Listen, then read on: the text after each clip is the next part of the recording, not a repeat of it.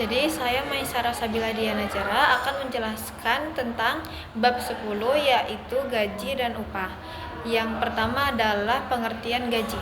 Gaji pekerja adalah gaji yang dibayarkan oleh pemilik perusahaan atau pemberi kerja dalam bentuk uang dalam jumlah yang ditetapkan secara teratur dalam jangka waktu tertentu. Yang pertama ada gaji kotor. A. Tarif per jam. Pekerja dibayar per jam dan upah dihitung dengan memperhatikan jam kerja dengan tarif per jam. Yang B. Jam kerja normal atau regular. Berdasarkan Undang-Undang Nomor 13 Tahun 2003, jam kerja normal di Indonesia adalah 8 jam per hari dan 40 jam seminggu, atau 8 jam dikali 5 hari dari hari Senin sampai Jumat. Adapun rumus dari gaji kotor adalah jam kerja dikali upah per jam. Contoh soal dari gaji kotor nomor 1. Maul bekerja 38 jam selama seminggu. Tarif upah per jamnya sebesar 10.000.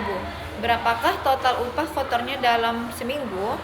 Penyelesaiannya yaitu gaji kotor dengan rumusnya yaitu jam kerja dikali tarif upah per jam. Jadi 38 jam dikali 10.000 sama dengan 380.000. Yang kedua ada gaji bersih.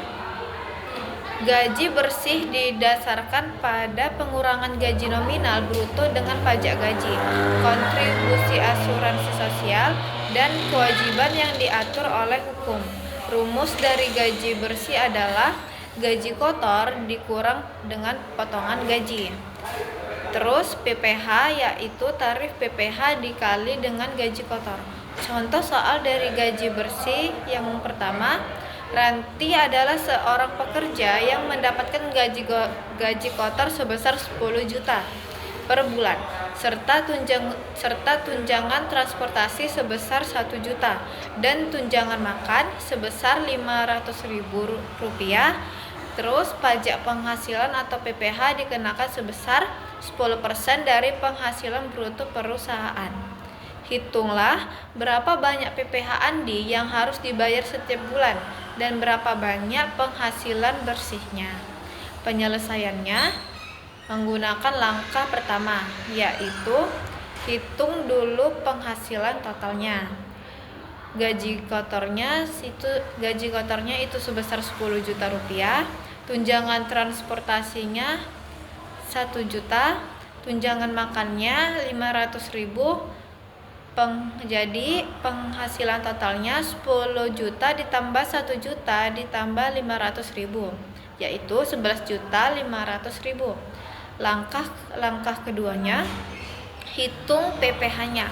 Tarif PPh-nya tadi adalah 10%. Jadi 10% dikali 11.500.000 sama dengan 1.150.000. Selanjutnya ada langkah ketiga yaitu hitung penghasilan bersihnya. Jadi penghasilan total dikurang PPh sama dengan 11.500.000 dikurang 1.150.000 sama dengan 10.350.000. Jadi jawabannya PPh-nya merupakan 1.150.000 dan penghasilan bersihnya 10.350.000. Selanjutnya saya akan menjelaskan materi mengenai kerja lembur. Apa itu kerja lembur? Kerja lembur adalah kerja yang dilakukan lebih dari 40 jam per minggu atau untuk menyelesaikan tugas yang tidak dapat diselesaikan dalam hari kerja normal. Biasanya tujuan lembur adalah mencapai target waktu proyek yang ditetapkan dalam kontrak untuk menyelesaikan proyek, sehingga kontraktor sebagai penyedia jasa konstruksi dapat menghindari denda yang telah disepakati. Yang pertama adalah lembur pada hari kerja. Dengan rumusnya, upah lembur atau hari kerja sama dengan upah per jam dikali 1,5 dikali jumlah jam lembur. Contoh soalnya adalah Budi bekerja di sebuah perusahaan dengan tarif gaji 50.000 per jam. Pada hari Rabu dia bekerja selama 10 jam. Berdasarkan aturan lembur di hari kerja, waktu kerja reguler adalah 8 jam dan waktu lembur dihitung dengan upah 1,5 dikali dari upah biasa. Hitung total gaji Budi pada hari tersebut. Penyelesaiannya, langkah pertamanya hitung gaji untuk jam kerja reguler. Jam kerja regulernya adalah 8 jam. Upah gajinya adalah 50.000 per jam dan gaji regulernya jadinya 8 dikali 50.000 sama dengan 400.000. Langkah kedua, hitung gaji untuk jam lembur. Jam lemburnya 10 jam dikurang 8 jam jadi 2 jam. Jadi upah lemburnya 1,5 dikali 50.000 sama dengan 75.000 per jam. Dan gaji lemburnya 2 dikali 75.000 sama dengan 150.000. Next, langkah ketiga, hitung total gaji. Total gaji yaitu gaji reguler ditambah gaji lembur. Total gaji 400.000 ditambah 150.000 sama dengan 550.000. Yang kedua ada lembur pada hari libur. Dengan rumusnya, upah lembur atau hari libur sama dengan upah per jam dikali 2 dikali jumlah jam lembur. Lembur ini dihitung mengikuti apakah kita bekerja pada hari libur seperti Sabtu, Minggu, atau pada tanggal-tanggal merah kalender lainnya dan kebijakan libur pemerintah. Contoh soal yang pertama yaitu seorang karyawan mendapat penghasilan 20.000 per jam. Jika orang tersebut bekerja 50 jam per minggu, hitunglah gaji kotornya untuk minggu tersebut. Jika dia dibayar dengan tarif lembur 1,5 dikali gaji per jam. Penyelesaiannya, dalam hal ini karyawan bekerja 50 jam dikurang 40 jam, jadi sama dengan 10 jam lembur. Gajinya akan menjadi gaji reguler sama dengan 40 dikali 20.000 yaitu 800.000. Upah lembur atau hari libur sama dengan 10 dikali 1,5 dikali 20.000 sama dengan 300.000. Jadi total gaji kotornya adalah 800.000 ditambah 300.000 sama dengan 1.100.000. Next, saya akan menjelaskan mengenai upah per unit. Upah per unit mengarah kepada pengertian bahwa pekerja dibayar per unit. Maksudnya, yaitu jumlah upah akan dihitung dengan memperhatikan jumlah unit yang dihasilkan, kemudian akan dikalikan dengan upah per unit produksi. Rumusnya adalah jumlah produksi dikali upah per produk. Contoh soal yang pertama adalah seorang pekerja di pabrik tekstil berhasil menyelesaikan 100 potong baju dalam sehari dengan tarif upah borongan per potong sebesar 5.000. Berapa upah borongan yang diterima pekerja tersebut? Jawabannya upah per potongan baju yaitu 5.000 dikali 100 sama dengan 500.000. Selanjutnya saya akan menjelaskan mengenai potongan gaji. Potongan gaji diterapkan apabila seorang pekerja melakukan kesalahan dalam pekerjaannya sendiri. Pemotongan gaji harus sesuai dengan peraturan perusahaan dan perjanjian kerja. Dengan kata lain, dasar dari pembayaran gaji setidaknya sama besar dengan upah minimum atau lebih. Selain itu, dalam pasal 59 dalam peraturan pemerintah nomor 36 tahun 2021 menegaskan bahwa perusahaan tidak boleh memberlakukan denda kepada pekerjanya secara sepihak. Pemberian denda hanya dapat dilakukan jika telah diatur secara jelas dalam perjanjian kerja antara pekerja dan perusahaan. Dengan rumusnya yaitu potongan gaji sama dengan gaji dikali tarif potongan. Contoh soal yang pertama adalah seorang karyawan bekerja di sebuah instansi dengan gaji pokok 7 juta per bulan. Karyawan tersebut juga menerima tunjangan makan sebesar 300.000 per bulan. Perusahaan memotong pajak penghasilan karyawan sebesar 5% dan asuransi kesehatan sebesar 2%. Berapakah jumlah payroll deduction yang harus dibayar karyawan tersebut? Jadi hitunglah jumlah gaji pokok dan tunjangan karyawan. Jumlah gajinya sama dengan gaji pokok ditambah tunjangan. Jadi 7 juta ditambah 300.000 sama dengan 7.300.000. Selanjutnya, hitung jumlah payroll deduction-nya, yaitu potongan gaji sama dengan gaji dikali tarif potongan, yaitu 7.300.000 dikali 5% ditambah 2%. Jadi 7.300.000 ditambah 7% sama dengan 511.000. Terima kasih. Selanjutnya kita masuk ke bab 11 yaitu bunga. Bunga adalah sejumlah nilai yang tumbuh sebagai tambahan atau imbal hasil dari sejumlah investasi yang dilakukan dalam jangka waktu tertentu. Selanjutnya kita masuk ke bunga tunggal. Bunga tunggal ialah suatu ide bahwa perhitungan bunga bersifat statis dengan perhitungkan nilai bunga pokok kali tingkat bunga dan periode waktu. Rumusnya I sama dengan PRT. Keterangannya I sama dengan bunga, P sama dengan nilai pokok, R sama dengan suku bunga, T sama dengan jumlah periode. Kita masuk ke contoh soalnya. Seorang investor menempatkan dana 10 juta pada sebuah bank dengan tingkat bunga sebesar 5% per tahun selama 3 tahun. Berapa nilai dari bunga yang didapat? Diketahui P sama dengan 10 juta, R sama dengan 0,05, T sama dengan 3.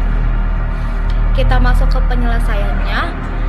I sama dengan PRT, I sama dengan 10 juta dikali 0,05 dikali 3.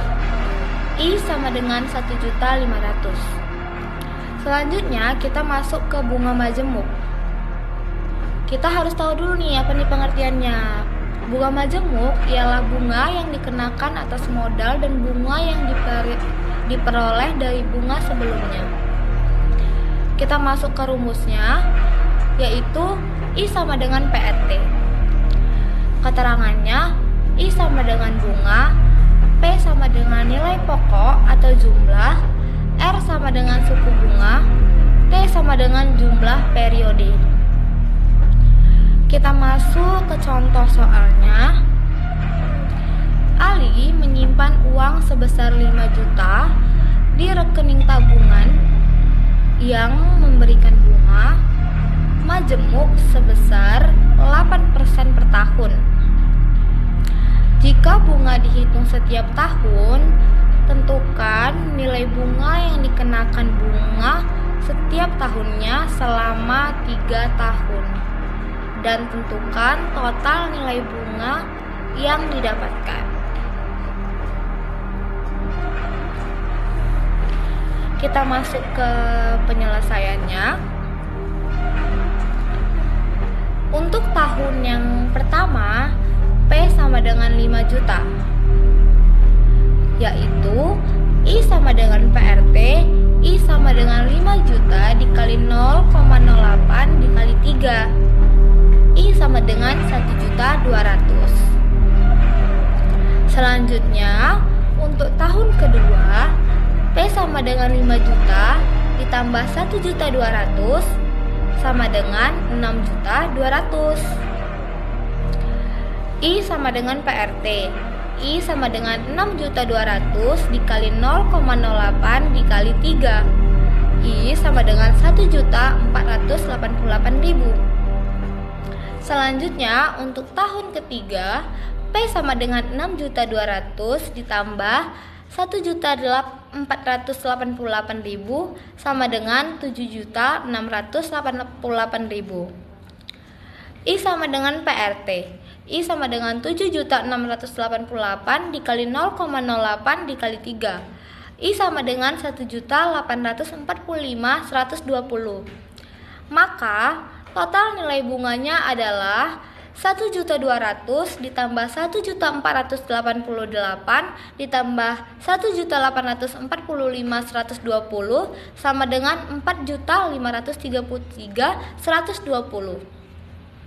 Dan jika bunga tidak dibayarkan secara tahunan, rumusnya itu FP sama dengan P dikali buka kurung 1 tambah R tutup kurung.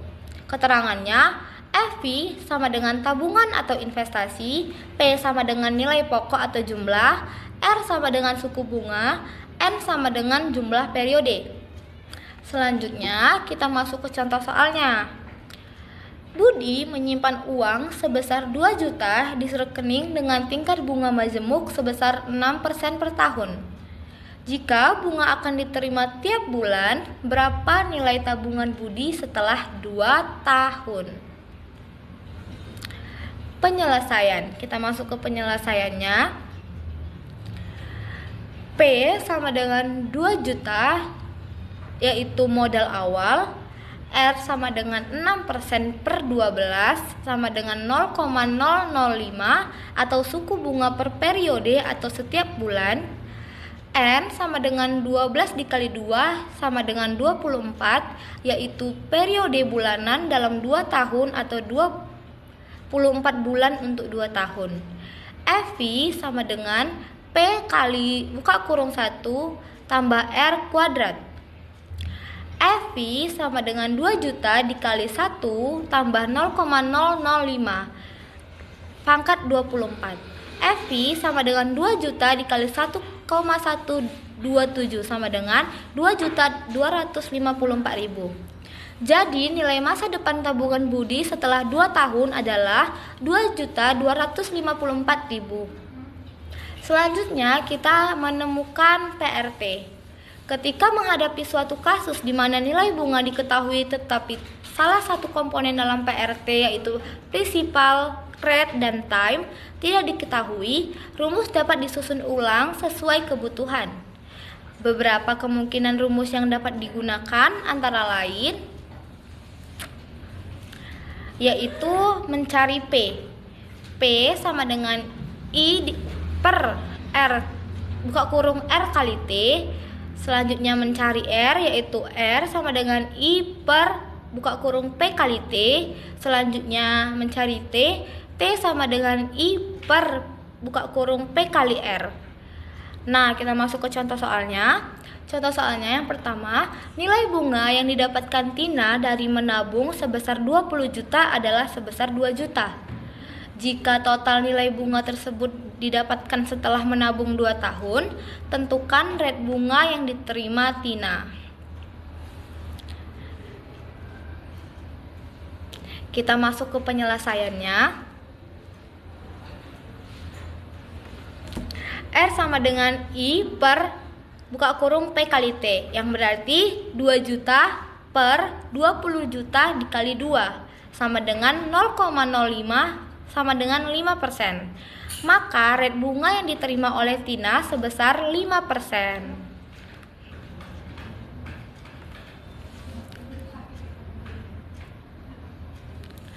Selanjutnya kita masuk ke esai time and ordinary time.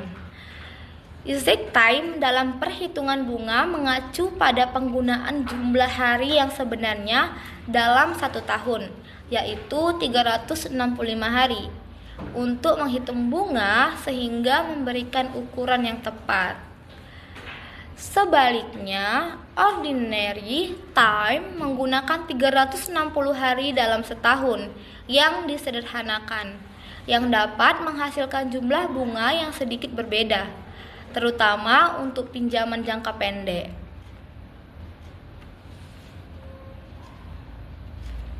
Selanjutnya kita masuk ke contoh soalnya.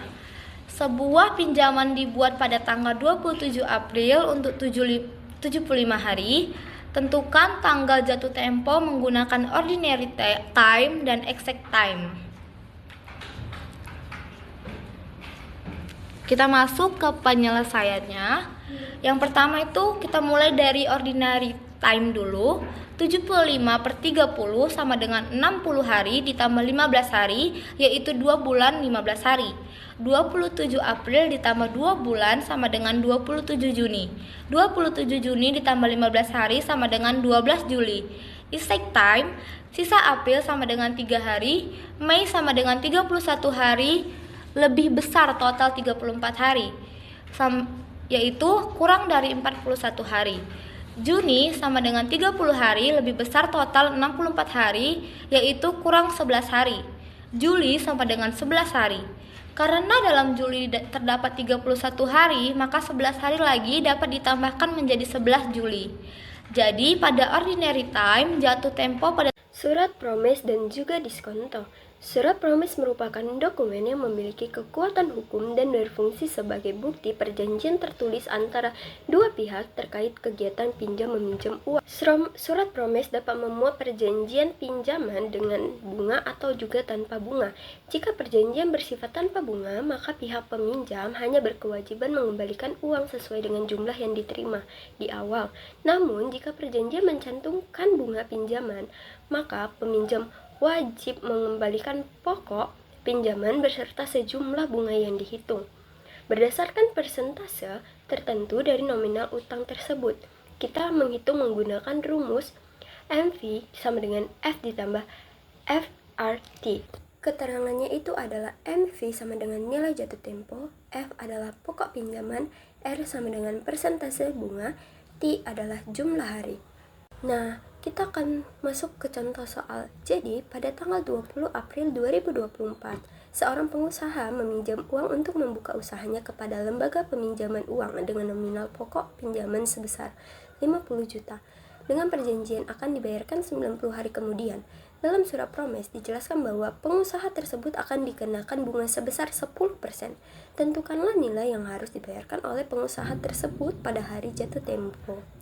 Nah, penyelesaiannya kita memakai rumus M sama dengan F ditambah FRT sama dengan 50 juta ditambah 50 juta dikali 10% dikali 90% per 360 sama dengan 50 juta tambah 50 juta dikali 0,1 dikali 0,25 sama dengan 50 juta dikali 1.250 hasilnya 51.250.000. Maka dengan persentase bunga 10% dalam 90 hari yang menimbulkan nominal bunga mencapai 1.250.000, pengusaha tersebut harus membayar nominal uang jatuh tempo sebesar 51.250.000 kepada lembaga peminjam yang telah memberikan pinjaman uang. Nah, kita masuk ke diskonto. Apabila pihak pemberi pinjaman atau pihak pertama yang memegang surat promise membutuhkan uang sebelum tanggal jatuh tempo, maka surat tersebut dapat dijual atau diuangkan kepada pihak lain yang dalam hal ini disebut sebagai pihak ketiga.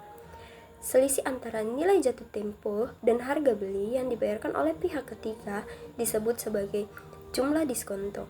Uang yang diterima oleh pihak pertama dari hasil penjualan tersebut dikenal sebagai hasil. Rentang waktu antara tanggal perdiskontoan hingga jatuh tempo disebut sebagai periode diskonto dan menjadi dasar dalam perhitungan diskonto yang diterapkan pada surat promise tersebut. Kita bisa pakai dua rumus. Yang pertama ada DA sama dengan MV dikali RT dan P sama dengan MV kurang DA. Keterangannya itu P sama dengan hasil, DA adalah jumlah diskonto, MV sebagai nilai jatuh tempo, R itu persentase diskonto, dan T itu jumlah hari. Lalu kita akan masuk ke dalam contoh soal. Sebuah surat promes dibuat pada tanggal 20 Agustus dan jatuh tempo dalam 100 hari. Didiskontokan pada 30 September dengan nilai jatuh tempo surat sebesar 35 juta. Tentukan jumlah diskonto dengan persentase diskonto sebesar 10% dan perhitungan hari menggunakan ordinary time. Langkah pertama, kita masuk ke dalam menghitung tanggal jatuh tempo. Dengan asumsi bahwa setiap bulan terdiri dari 30 hari, maka tanggal jatuh tempo dapat dihitung dengan membagi total waktu jatuh tempo dengan 30. Dengan begitu, perhitungannya dapat dilakukan sebagai berikut. 100 dibagi 30 sama dengan 3. Sisanya itu ada 10. Artinya, tanggal jatuh tempo dihitung 3 bulan dari 20 Agustus ditambah 10 hari. Lagi, karena 3 bulan dari 20 Agustus adalah 20 November, maka menambahkan 10 hari menghasilkan tanggal jatuh tempo pada 30 November. Lalu, kita masuk ke langkah kedua, yaitu menghitung periode diskonto. Periode diskonto dihitung dari selisih antara tanggal surat didiskontokan 30 September dan tanggal jatuh tempo 30 November. Karena kedua tanggal memiliki hari yang sama, cukup dihitung selisih bulannya saja, yaitu dari September ke November, yaitu 2 bulan. Dengan asumsi setiap bulan terdiri dari 30 hari, maka periode diskonto adalah 2 bulan dikali 30 hari, sama dengan 60 hari. Lalu kita akan menghitung dengan langkah ketiga, yaitu menghitung jumlah diskonto dan hasil. Dengan rumus DA sama dengan MV dikali ART sama dengan 35 juta dikali 10% dikali 60 bagi 360 sama dengan 583.333 rupiah. Lalu akan menghitung dengan rumus kedua, yaitu P sama dengan MV dikurang DA, yaitu 35 juta dikurang 583.333 dengan hasil 34.416.667. Nah, demikian. Pihak pertama akan mendapatkan nominal uang sebesar Rp34.416.667 dan pihak kedua akan membayar sebesar 35 juta kepada pihak ketiga. Saat ini kita masuk ke percent value. Percent value adalah jumlah uang saat ini yang setara dengan jumlah bayaran yang sama di masa depan. Dalam istilah sederhana, percent value adalah menghitung berapa banyak uang yang harus Anda investasikan sekarang untuk mencapai jumlah tertentu di masa depan. Dengan mempertimbangkan bunga atau imbal hasil yang dapat diperoleh dari investasi tersebut, kita dapat menggunakan rumus PV sama dengan FV per buka kurung 1 ditambah R lalu dikali N. Keterangannya itu adalah PV atau nilai sekarang, lalu V ada nilai di masa depan, lalu R itu ada suku bunga per periode, lalu N adalah jumlah periode investasi. Kita akan masuk ke contoh soal. Seorang pengusaha ingin menabung uangnya untuk membeli sebuah mobil keluaran terbaru dalam tahun. Dia merasa bahwa dapat melakukan tukar tambah sebesar 300 juta. Berapa banyak yang harus ia tabung jika mendapatkan bunga sebesar 8% setiap triwulan? Penyelesaiannya, kita diketahui V sama dengan 300 juta, lalu R-nya itu ada 8% dibagi 4 sama dengan 0,2, yaitu suku bunga per periode atau setiap triwulan. Lalu ada N, 4 dikali 3 sama dengan 12, periode triwulan dalam 3 tahun. Lalu kita akan memakai rumus PV sama dengan FV per 1 buka kurung 1 ditambah R tutup kurung dikali N sama dengan 300 juta per buka kurung 1 ditambah 0,02 tutup kurung dikali 12 sama dengan 300 juta dibagi 1268. Hasilnya itu ada 236.547.952,7 rupiah. Kalau kita bulatkan menjadi 236.550.000. Jadi, pengusaha tersebut harus menabung sekitar 236.550.000 mulai saat ini untuk menghasilkan pertumbuhan uang menjadi 300 juta dan dalam 3 tahun dengan bunga majemuk sebesar 8% setiap tahunnya dengan periode triwulan. Anuitas merupakan angsuran yang harus dibayar terhadap suatu barang. Anuitas juga dapat diartikan sebagai bentuk pembayaran dengan jumlah yang sama besar selama periode yang telah ditentukan. 3 komponen utama perhitungan anuitas adalah besar pinjaman, besar bunga jangka waktu, dan periode pembayaran total pembayaran yang harus dibayar setiap interval. Mengacu pada total pinjaman, jarak, waktu, dan tingkatan bunga. Tingkatan bunga pada keseluruhan tergantung pada interval bunga majemuk yang dibuat seperti setiap hari, setiap bulan, setiap kuartal, setiap semester, dan setiap tahun. Jenis-jenis anuitas. Anuitas sendiri terdiri dari beberapa jenis berdasarkan waktu pembayaran. Jenis-jenis anuitas tersebut adalah sebagai berikut berdasarkan waktu pembayaran. Anuitas biasa. Nilai masa depan dari anuitas biasa merujuk pada nilai yang terakumulasi hingga akhir masa atau jangka waktu. Dengan kata lain, nilai masa depan dari anuitas biasa diperoleh dengan menjumlahkan seluruh pembayaran berkala beserta akumulasi bunganya hingga akhir. Periode anuitas, nilai masa depan. Pada akhir periode tertentu dengan bunga tertentu. Rumus ini digunakan untuk menghitung nilai total dari serangkaian pembayaran berkala. Rumusnya FP sama dengan PM kali 1 tambah R N minus 1. Keterangannya FP nilai sekarang, PM jumlah, R suku bunga, N jumlah. Contoh soal, seorang investor menabung 2 juta setiap akhir tahun ke dalam rekening yang memberikan bunga 5% per tahun. Beberapa total tabungan yang terkumpul setelah 10 tahun. Penyelesaiannya, PM-nya 2 juta, T-nya 5%, N-nya 10. FP sama dengan PM kali 1 R. FP-nya 2 juta tambah 5% kurang 1.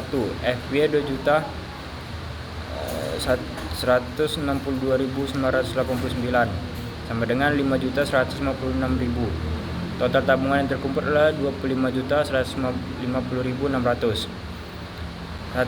Anuitas jatuh tempo merujuk pada jumlah nilai diskonto dari setiap pembayaran berkala pada likal bunga yang telah diberikan dan juga disebut sebagai nilai kapital. Nilai masa depan menghitung nilai di masa depan dari serangkaian pembayaran di awal setiap periode. Untuk mengetahui beberapa nilainya setelah periode terakhir selesai. Contoh soal, Rina ingin membeli alat elektronik 10 juta dengan pembayaran sama 12 bulan. Jika bunga ditetapkan adalah 2% per bulan, berapa persen value FP dari cicilan tersebut? PMS juta, pembayaran periodik 2%, bunga per bulan. N-nya jumlah periode bulanan. Penyelesaian FP minus PM kali 1 tambah 1 R. FP-nya 1 juta kali 1 tambah 2% kurang 12%. Jawaban FP-nya 10.786.857. Dari cicilan tersebut adalah 10.786.857.